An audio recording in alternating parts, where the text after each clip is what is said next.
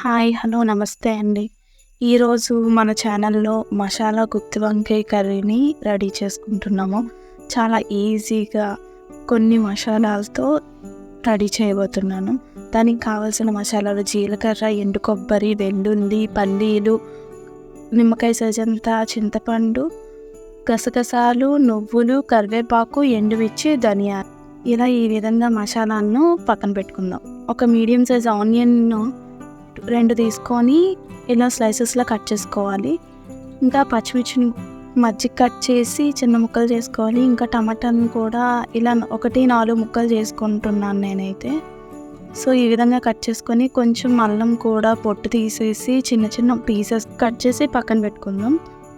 Stove on చేసి pan పెట్టుకొని పల్లీలను వేసుకొని దోరగా ఫ్రై చేయాలి. అలానే ఎండు కొబ్బరిని కూడా వేసుకొని కొంచెం ఫ్రై అయ్యాక 2 స్పూన్లు ధనియాలు, 1 స్పూన్ జీలకర్ర వేసుకొని అవి కొంచెం ఫ్రై అయ్యాక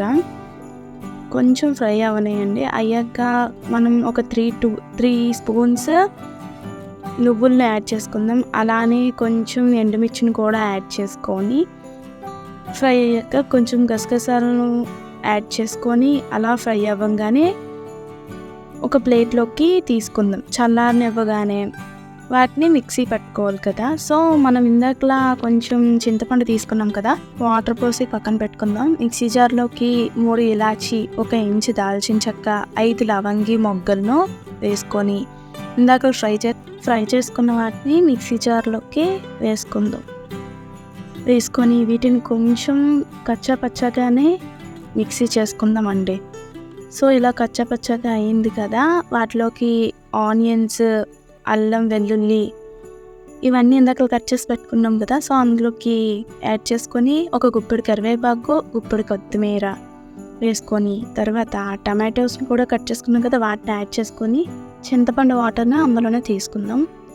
తగినంత ఉప్పు, దానికి తగ్గ కారంను వేసుకొని చిటికెడు పసుపు వేసుకొని మళ్ళీ ఒకసారి మిక్సీ చేసుకుందాం. సో ఈ విధంగా వచ్చిన పేస్ట్ను పక్కన పెట్టుకొని ఇప్పుడు వంకాయలను తీసుకొని కడిగి పెట్టుకుందాం. ఈ వంకాయలకి మా ఊర్లో ఒక పేరుందండో, ఈ వాటిని సౌభాగ్య వంకాయలు అంటారు. సో ఈ వంకాయని ఈ విధంగా ఘాట్లు పెట్టుకోవాలి. ఘాట్లు పెట్టుకున్న వాటిలోకి మనం ముందుగా ప్రిపేర్ చేసుకున్న మసాలాను వాటిలోకి పెట్టుకోవాలి. ఎందుకు అంటే ఆ మసాలా వల్లే వంకాయ టేస్ట్ వస్తుందండి బాబు. సో వీటన్నిటిని అలానే కట్ చేసి పక్కన పెట్టుకుందాం.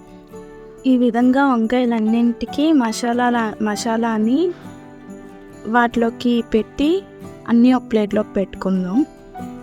స్టవ్ ఆన్ చేసి పాన్ పెట్టి ఆయిల్ని పోసుకొని ఈ మసాలా పెట్టిన వంకాయల్ని ఆయిల్లో ఫ్రై చేసుకోవాలి. ఒక్కొక్కటిగా వేసుకొని ఫ్రై చేసుకోవాలండి. అవి ఇలా మూత పెట్టుకొని ఫ్రై అవ్వనిద్దాం.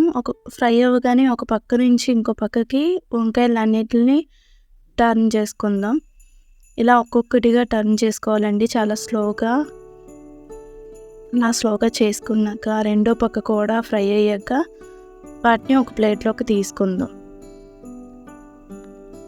ఈ విధంగా తీసుకొని అదే ఫ్రై అయిన పాన్లోనే కొంచెం ఆవాలు, కొంచెం జీలకర్ర వేసుకొని కరివేపాకు, కట్ చేసుకున్న పచ్చిమిర్చిని ఫ్రై అవ్వనివ్వాలి.